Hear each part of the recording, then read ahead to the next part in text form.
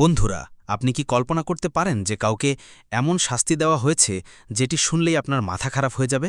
ইতিহাসে এমন অন্ধকার পাতা রয়েছে যেখানে মানবতা পদদন্ত হয়েছিল এবং নিষ্ঠুরতার সমস্ত সীমা অতিক্রম করা হয়েছিল। কখনো জীবিত অবস্থায় চামড়া তুলে ফেলা হতো, আবার কখনো গরম ধাতব সারে মানুষ নির্যাতন করা হতো। এই শাস্তির উদ্দেশ্য ছিল শুধু মৃত্যু দেওয়া নয়, প্রতিটি মুহূর্তকে যন্ত্রণাদায়ক অত্যাচারে পরিণত করা।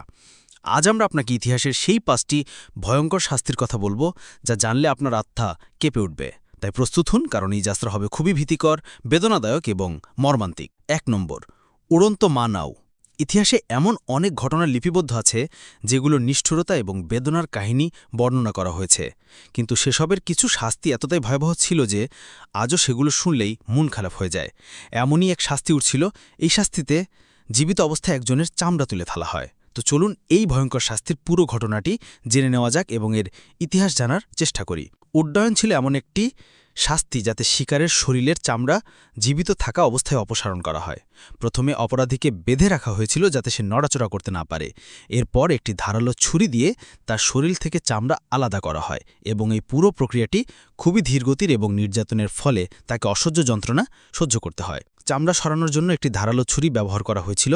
প্রক্রিয়াটি এত ধীর ছিল যে ব্যক্তিটি দীর্ঘ সময় ধরে ব্যথা সহ্য করতে থাকে।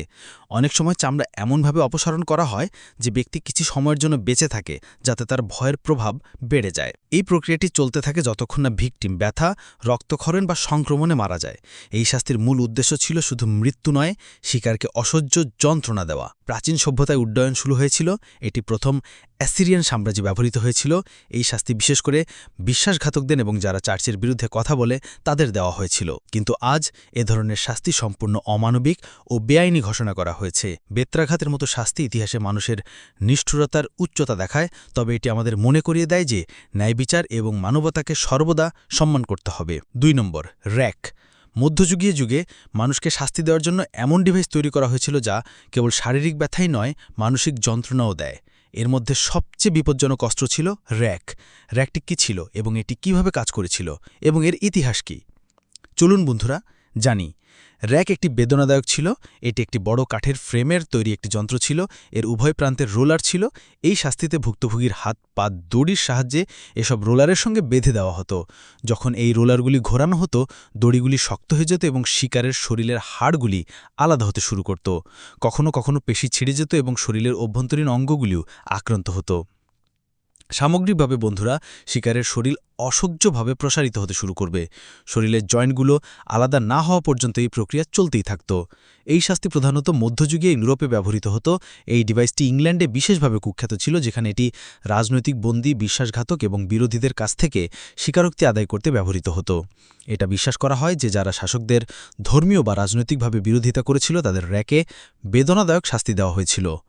র্যাকটি কেবল একটি বিপজ্জনক ডিভাইস ছিল না, তবে এটি শক্তি এবং ভয়ের প্রতীক ছিল। এটি শাসকদের দ্বারা তাদের বিরোধীদের দমন ও ভয় দেখানোর জন্য ব্যবহৃত হতো। বন্ধুরা, এই শাস্তিকেও আজ অমানবিক ও অবৈধ ঘোষণা করা হয়েছে। এটি আমাদের মনে করিয়ে দেয় যে বিচার ব্যবস্থার লক্ষ্য বেদনাদায়ক শাস্তি দেওয়া নয়, বরং ন্যায্যতা এবং মানবতা নিশ্চিত করা উচিত। ৩ নম্বর, ধর্মবিরোধী প্রার্থনা। আমাদের ইতিহাসের পাতায় এমন অনেক অন্ধকার অধ্যায় রয়েছে যা মানবতার জন্য লজ্জার কারণ হয়ে দাঁড়িয়েছে। তাদের মধ্যে একটি হেরেটিক্স ফর্ক। এটি এমন একটি শাস্তি যা শুধুমাত্র শারীরিক যন্ত্রণার কারণ নয়, বরং মানসিক যন্ত্রণা ও ভয়ের প্রতীক হয়ে উঠেছে। এই ডিভাইসটি মধ্যযুগে ইউরোপে বিশেষত গির্জা দ্বারা বিশ্বাসঘাতক এবং অপবিত্রদের শাস্তি দেওয়ার জন্য ব্যবহৃত হতো। এটি একটি ধাতব রড ছিল যার উভয় প্রান্তে ধারালো কাঁটা ছিল। এই কাঁটাগুলির উদ্দেশ্য ছিল শিকারের শরীরে জোর করা যাতে সে এমন আন্দোলন করতে না পারে। যখন কারো ওপর এই শাস্তি প্রযোজ্য হতো, তখন এই যন্ত্রের একটি কাঁটা শিকারের চিবুকের নিচে রেখে অন্য কাঁটা তার বুকে চাপা দেওয়া হতো। এই অবস্থানে ব্যক্তিকে সম্পূর্ণরূপে স্থির থাকতে বাধ্য করা হয়েছিল। এই অবস্থানটি এতটাই বেদনাদায়ক ছিল যে শিকারের পক্ষে নড়াচড়া না করে থাকা অসম্ভব হয়ে পড়ে। সে নড়াচড়া করলে বা নড়াচড়া করার চেষ্টা করলে তার শরীরে কাঁটা ঢুকে যেত, যা ব্যথা বাড়িয়ে দিত। বিশ্বাসঘাতক ও অপবিত্রদের শাস্তি দেওয়ার জন্য এই পদ্ধতি ব্যবহার করা হতো। এটি স্বীকারোক্তি নিতে ব্যবহৃত হতো। কখনো কখনো শারীরিক যন্ত্রণা এতটাই ছিল যে মানুষ মিথ্যা অভিযোগ মেনে নেয়।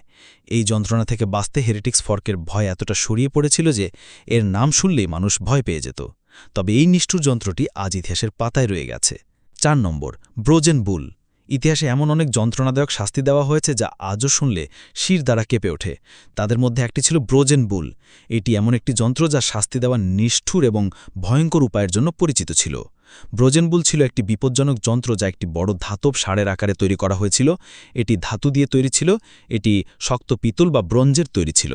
ক্ষতিগ্রস্তদের এর ভিতরে লক করা হতো এবং নিচে একটি আগুন জ্বালানো হতো এবং তারপর ধাতুটি উত্তপ্ত হওয়ার সাথে সাথে শিকারকে ভিতরে প্রচণ্ড জ্বালা ও ব্যথার সম্মুখীন হতে হতো। ব্রাজেন ষাঁড়ের ভিতরের শব্দটি এমনভাবে ডিজাইন করা হয়েছিল যে শিকারের চিৎকার ষাঁড়ের গর্জনের মতো শোনাত। এটি শুধু শিকারীদের জন্যই নয়, দর্শকদের জন্য একটি ভয়ঙ্কর অভিজ্ঞতা ছিল। ব্রাজেন ষাঁড় প্রথম নির্মিত হয়েছিল প্রাচীন গ্রিসে।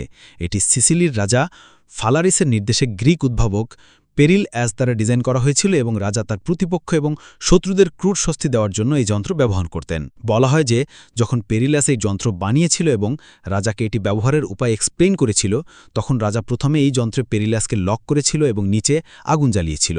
শিকারীর চিৎকার বাইরে আসার আগেই বোরের ভেতরে অনুরণিত হতো, যা এটি একটি প্রচণ্ড গর্জনের মতো শব্দ করত। এই যন্ত্রের উদ্দেশ্য শুধু মৃত্যু দেওয়া নয়, শাস্তিকে একটি ভয়ঙ্কর বিনোদন হিসেবে উপস্থাপন করা। যদিও আজকের সময়ে এটি ব্যবহার করা হয় না, ব্রাজেন বুল বা এ ধরনের ডিভাইসগুলোকে সম্পূর্ণ অমানবিক এবং অবৈধ ঘোষণা করা হয়েছে। ব্রাজেন বুলির মতো ডিভাইস ইতিহাসে মানুষের নিষ্ঠুরতার চরম সীমা প্রতিনিধিত্ব করে, তবে এটি আমাদের মনে করিয়ে দেয় যে মানবতার উন্নতির জন্য আমাদের নিষ্ঠুরতা এবং অন্যায়ের বিরুদ্ধে দাঁড়াতে হবে। ৫ নম্বর, বয়লিং অ্যালাইভ। এই শাস্তিটি ছিল একটি অত্যন্ত ভয়ঙ্কর এবং বেদনাদায়ক প্রক্রিয়া, যেখানে দোষী ব্যক্তিকে ধীরে ধীরে ফুটন্ত তরল যেমন পানি বা তেলে ডুবিয়ে মারার জন্য ছেড়ে দেওয়া হতো। এই প্রক্রিয়ায় প্রথমে দোষী ব্যক্তিকে বেঁধে বা জোর করে একটি বড় কড়াই বা ট্যাঙ্কে নিমজ্জিত করা হতো। তারপর ফুটন্ত পানি বা তেল তাতে ভর্তি করা হতো। তারপর সেই ব্যক্তি শরীরে ধীরে ধীরে ফুটন্ত তরলে নিমজ্জিত হয়, যার কারণে তার স্কিন জ্বলতে থাকে এবং বেদনাদায়ক বুদবুদ বের হয়।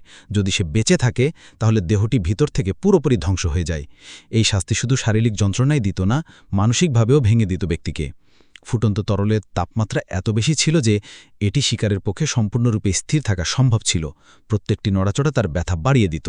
এই প্রক্রিয়াটি এত বেদনাদায়ক ছিল যে ভুক্তভোগীকে অসহ্য জ্বালাপোড়া পড়তে হতো এবং শারীরিক ক্ষতিও হতো।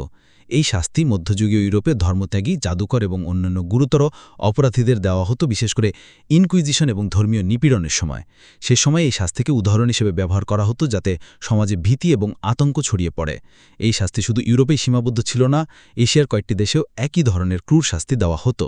তবে আজ এই শাস্তি পুরোপুরি বন্ধ করা হয়েছে। এটি আমাদের মনে করিয়ে দেয় যে আমাদের যে কোনো সমাজে মানবতা এবং মানবাধিকারকে সম্মান করা উচিত। ভিডিওটি কেমন লাগলো কমেন্ট বক্সে লিখে জানাতে পারেন। ভিডিওটি ভালো লাগলে একটি লাইক করতে পারেন, চ্যানেলটি সাবস্ক্রাইব করে রাখতে পারেন। তাহলে দেখা হচ্ছে পরবর্তী নতুন একটি এপিসোডে। ধন্যবাদ।